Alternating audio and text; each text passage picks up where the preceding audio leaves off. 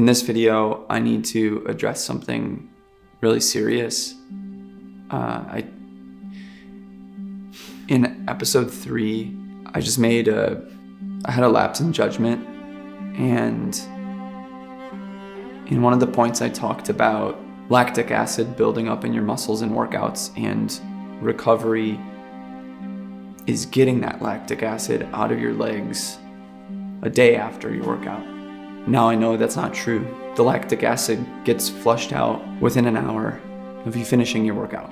You get sore because of microscopic muscle damage that happens with eccentric use of those muscles. I was wrong.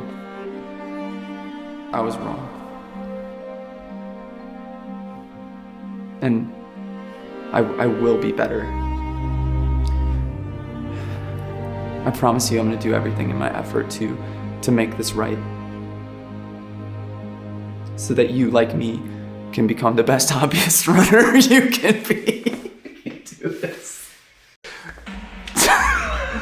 Okay, enough of the sarcasm and jokes. Today marks 30 days of me running in a row, starting from New Year's Eve all the way until the 29th of January. So we're gonna chat about that today. We're gonna talk about 2 workouts this past week that really improved my fitness greatly. What constitutes as a run in a run streak? For me, I'm only counting it if it's 3 miles or more. I think only one of the runs was 3 miles on a day that was supposed to be off in the beginning weeks, and it's gone all the way up to an 18-mile long run. All right, let me break it down with this spreadsheet. If you're interested in seeing my spreadsheet for my fitness plan, you can check it out, first link in the description, to view it and be updated as I update it throughout this training block.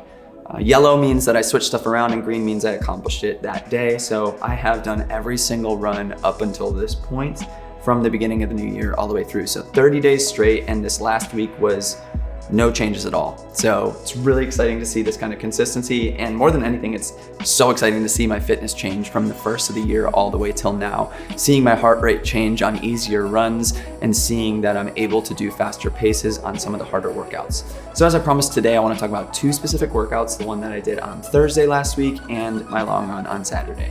So on Thursday, I did a lactate threshold workout. And this is a workout where a portion of the miles in the workout, according to Advanced Marathoning, the 3rd edition, the book that I'm working off of this training block, it's this pace that is bringing you right to that red line of that lactic acid being flooded through your blood and causing you to slow down. And it's just pushing that line and pushing that needle forward so that you can extend that fitness and improve that lactate threshold as you continue to push through the training block and eventually into race day. So your body becomes more efficient at faster paces. Having calculated that with that calculator back in episode 1 that I talked about, my threshold pace right now is around a 6:15. So that was my goal for this workout.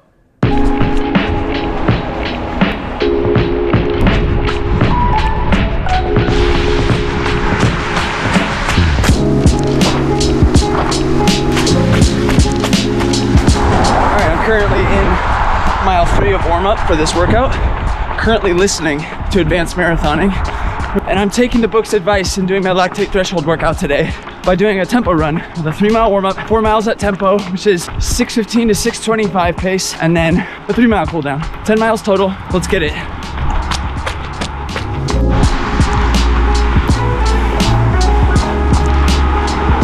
Come to tempo miles. About to start 1. All right, it's gonna hurt. Stoked for it though. Let's go.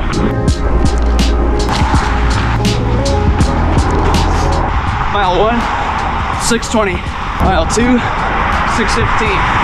Mile 3, 6:16. Had to stop for a second.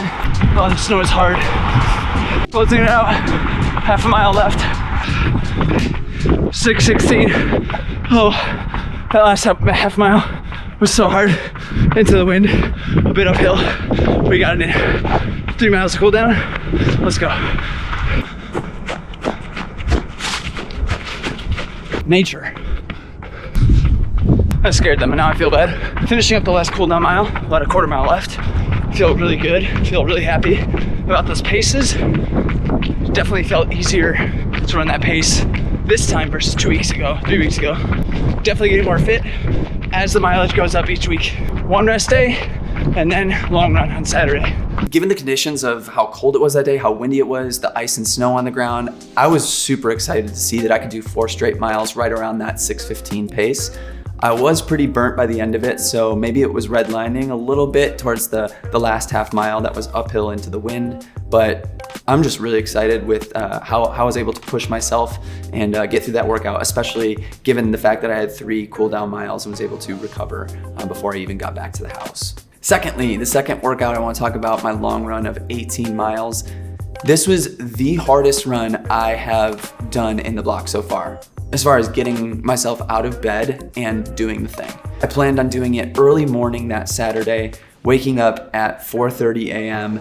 and getting out into sub 20 degree Fahrenheit weather, like -5 Celsius, -4 Celsius, not warm.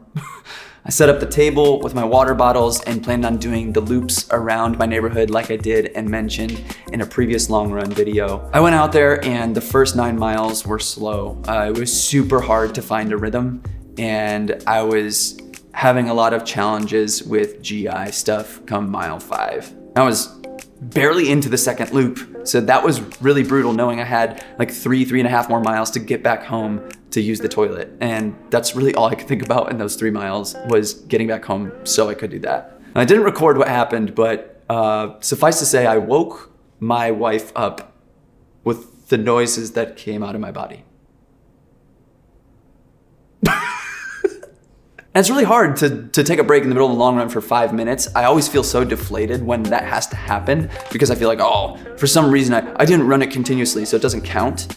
But that clearly needed to happen, and I got myself back out the door. I immediately felt better with those coming 4 to 5 miles in that next loop. I went out there and I actually decided not to do the loop anymore. I wanted to break needing to do 2 more loops of the same thing over and over. So I went way far out on a 9-mile loop and just explored a new area of my suburb, my neighborhood. Everything felt so smooth, and I was able to do the second half of that as a progressive run, all the way down to about 6:40 pace on the last 2 miles. All right, about 4.5 miles in to Saturday's long run. Conditions aren't ideal. Lots of snow, lots of ice, very cold. This is one of the harder mornings I've had for motivation to get out the door, but we're doing it. We're on loop 2 now and entering mile 5. I'm approaching mile 9, almost halfway done with the workout, but I definitely have the bubble guts. This is kind of why I choose to do the loop structure on my long workouts, 4 or 5 mile loops around my house. So I have this option to go to the bathroom if I need to. And I talked about recovery last week in episode 3 and how that's the most important thing in a marathon training block, and I fully agree with that. But that being the most important thing is lost if you're not doing hard workouts, if you're not extending your fitness with more speed to try to get faster for your goal race pace. This LT workout, this long run workout, they're so vitally important in extending your fitness and becoming faster. Because if I just kind of maintain the same easy pace all the time, or I don't know, maybe went into the yellow zone, zone 3 for these hard runs, I wouldn't be giving myself a fighting chance for a sub 250 marathon.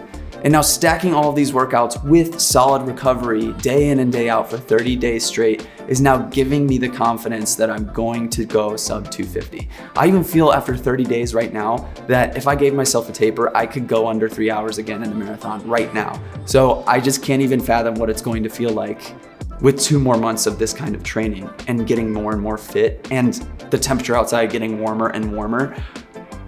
I'm just so excited. Just zooming out on this training plan gets me so stoked about what I've already accomplished, and I just can't even imagine what it's going to be like at the end of 3 months, tapering into that sub 250 attempt. So I don't know, it doesn't mean that you need to go on some sort of run streak. Heck, if you need to rest, you should. And honestly, if you're not accustomed to running this much already, don't try to make some sort of crazy goal about running a certain amount of days. This is what is working for me right now. It's motivating me so much, and making sure my recovery days are super easy, giving myself time to recover into those hard workouts, and building my mileage up into the 70, 80 miles a week.